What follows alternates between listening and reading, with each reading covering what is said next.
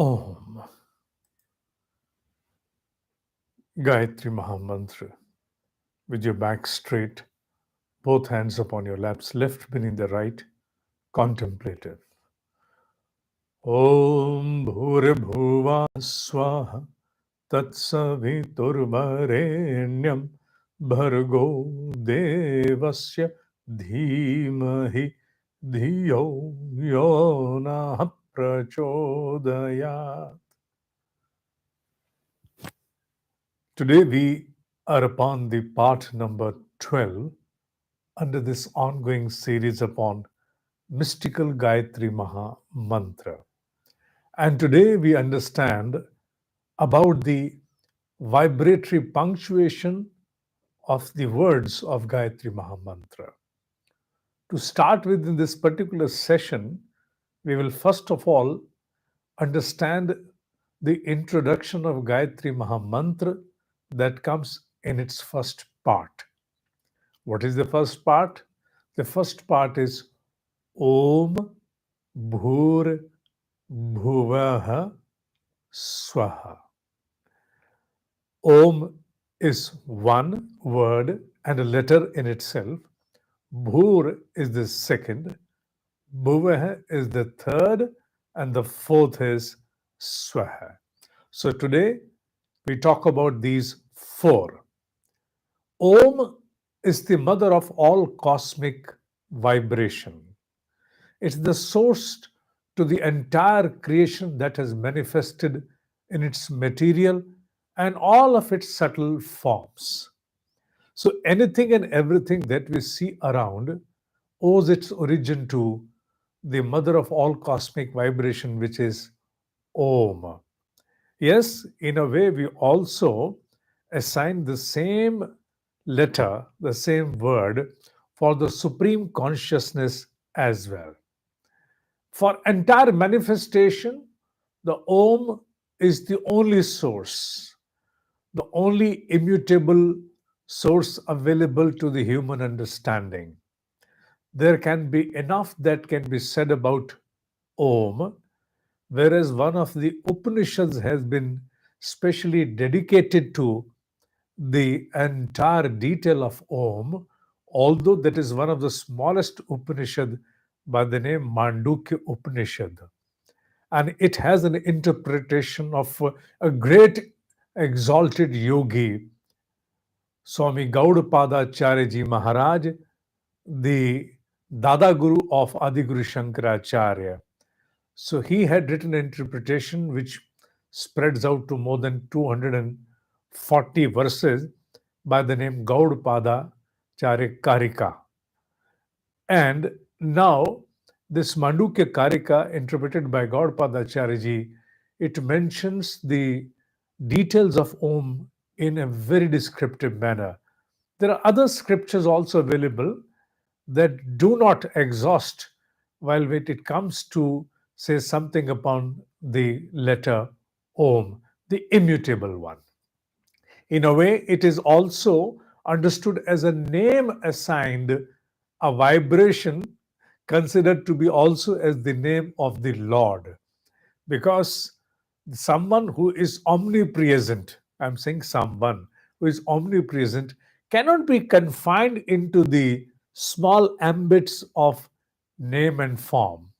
Therefore, the exalted ones assigned it a vibration, Om, and thereby we also understand Om as a name of the Almighty, the unmanifest. Gayatri Mahamantra, in its second, third, and fourth word, Bhur Bhuvah Swah, it makes the path of introduction. In a way, it provides us some detail about the deliverables of Gayatri Mahamantra. What does Gayatri Mahamantra aspire to deliver us? So these three words, they in a way describe the beatitude and the magnanimity of Gayatri Mahamantra. It alleviates and elevates a human from three primary sufferings. There are only three primary sufferings to any human on this planet. There is no fourth. All other classifications can be easily encompassed and categorized under these three, namely deprivation, ignorance, and inability. Deprivation, ignorance, inability, abhav, agyan, ashakti. To address this, the first word, the second word which comes after Om is Bhur. Bhur means the prana, the energy. Nothing moves without energy. Energy of all forms, from the gross to the subtle to the subtlest ends. Anything and everything finds its motion, its propulsion through energy. Subhur means energy. Gayatri Mahamantra is the source of energy, enrichment at all of our ends. You see the entirety of your existence, and wherever there is a need of energy, Gayatri Mahamantra is one of the foremost source to that. And manifestation of energy shall happen without fail to a seeker who starts propitiating, starts the japa of Gayatri Mahamantra. So, this vibratory trigger, Bhur, informs us about the enrichment part of the deliverable aspect of Gayatri Mahamantra. The second word is Bhuvaha. Bhuvaha means removal of all kinds of sufferings. The first was the prana. Leave aside Om, assigned as the name to the cosmic mother of all vibration. Let's consider Bhuva Bhur as the first word, Bhuva as the second, and Swaha as the third for the purpose of understanding. Bhuvaha means removal of all suffering, namely deprivation, ignorance, inability. Suffering cannot be enumerated in a small list. It has a detail which is beyond. You go on writing and you will go on writing, mentioning the kind of pain, anguish, suffering, shortfall, shortcoming that you come across in your life. But the thick categorization is this trio of deprivation, ignorance, and inability. Truly speaking, the foremost suffering to a human is the veil of ignorance.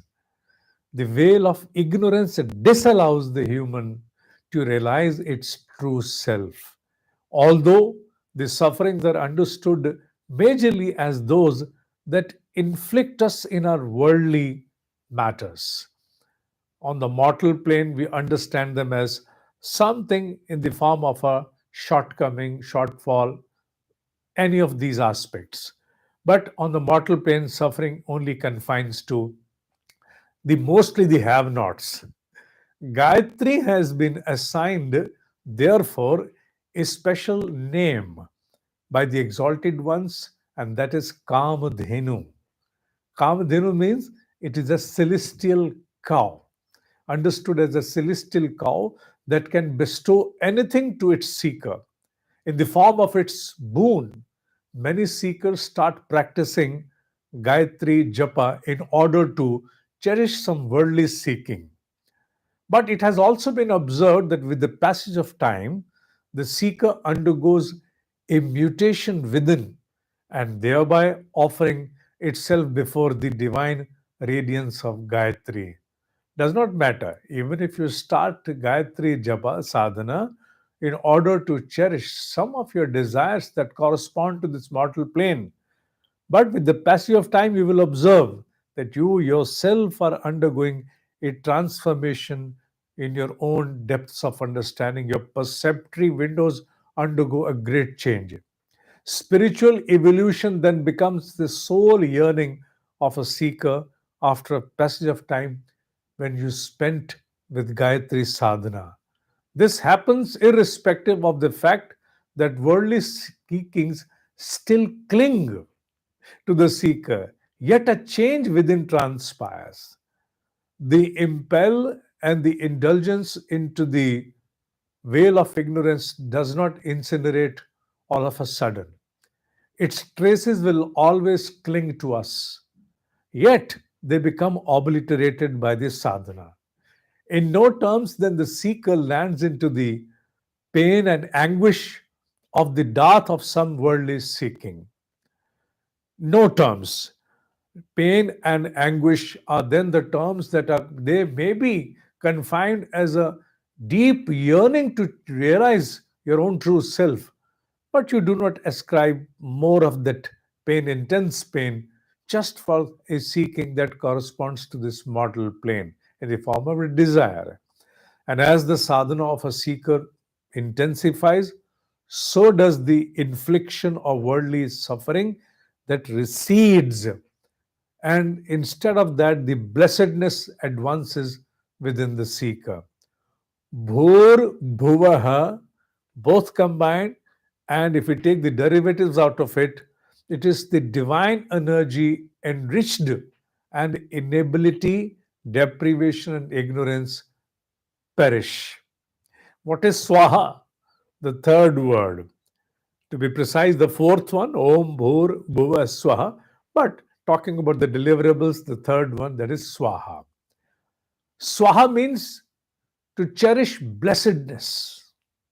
To cherish blessedness is the conclusive meaning of the connotation of Swaha.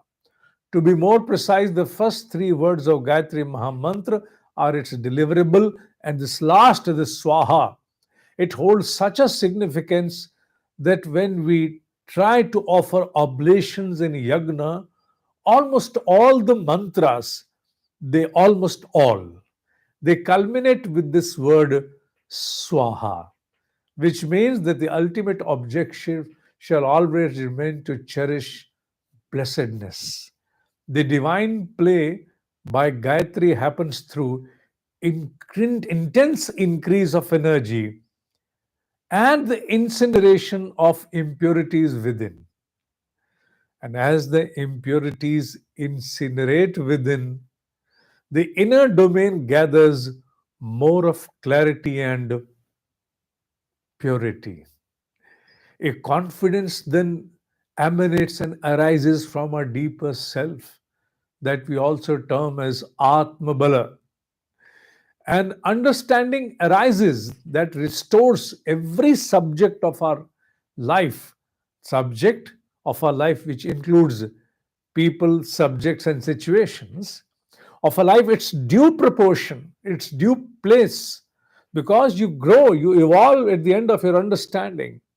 So there are things which are superimposed upon ourselves, which are blown out of proportion. So when the impurities incinerate, the veil of ignorance gets obliterated. Obviously, you gather more clarity in order to cite what holds what significance in the life. You undergo a total transformation into your own priorities, and thereby we may start observing many of our previous yearnings towards worldly seeking as meaningless. Something which was a source that would trigger deep pain within you then becomes something even which you even if you do not have that shall not turn you into ashes, which previously used to land you into an unsettled state of mind, resulting into a settled state. Now, after this sadhana, new realizations may usher towards subjects that long existed within yourself, but you remained oblivion to them due to the unsettling veil of ignorance. New deep understanding starts surfacing. I would not say that you start getting experiences which probably correspond to any other dimension, even if nothing of that kind happens. The evolution within your own perceptory windows is such that a new dimension shall arise for understandings. You will altogether be now born with a new insight, which gives you a clear understanding to regulate your intensity of seeking any particular desire that corresponds to the mortal plane. And this has been observed in a large number of seekers that have practiced Gayatri sadhana for some considerable period of time. This is a blissful boon that enables you settle your insight, which otherwise was almost tormenting, always under great turbulence, never would get settled. Remember that you start gathering a deep understanding about the difference between accumulation and accomplishment. Now you want to accomplish, not merely accumulate. And Gayatri gives you a confidence in order to retain your cravings to such an extent that small, infinitesimal resolves, we may term them as anuvrat. Anuvrat is a concept bestowed by one of the great exalted Jain seeker, Jain sadhu, who bestowed upon us in recent times this aspect of anuvrat. Instead of undertaking resolves that appear to be monstrous, why not to start experiencing some part of success by giving to ourselves resolutions which are smaller? Why to combat the world champion in the first initiative? Why not to start from the street onward? Small, tiny resolves, then you give them to your own self and you're able to accomplish them. Success gives you a better confidence and you get together more of a regulated insight where you can exercise self control, sanyama. So, Anuvrat is the beauty with the seeker of Gayatri, which I can certainly emphasize and assert as a testimony as my own personal experience through this sadhana. And this such kind of a practice, it leads to build an unfathomable individuality in due course of time. We are an individual. At times, I refute this term of human resource. Human is the one which deploys all resources in order to fructify its objectives, achieve its objectives. By itself, it is not a resource, though it is considered as a resource when planning about it, but yet in itself, it's a creation of the Almighty and not a resource. And the individuality is the right term to be given to it. A human is an individuality. With the passage of time through Anuvrat and Gayatri Sadhana, you find within yourself a very big an individuality holding magnanimity. Yes, initially you do not realize that, but when you look towards your past, what you were, and what you would be after sadhana, then the difference between both gives you an understanding that yes, you have traveled far. Now, as the seeker gains a settled understanding towards the facts of life, then automatically a blissful joy dawns within towards all that we have at presence in form of even worldly possessions, in the form of opportunities that come across in a life, in the form of people that we have around us, situations. You somehow try to sync with them. Harmony prevails. It does not happen that within a day you are able to cherish anything and everything. No, it does not happen. You undergo a huge mutation, is such a kind of mutation within your insight that you somehow are able to establish harmony wherever you are, within whatever situation you are, and with whatever resources you are at hand, you establish a deep harmony. And thereby, you start advancing in the journey of your own evolution, which is the purpose of manifestation as a human, Atmano Moksharth.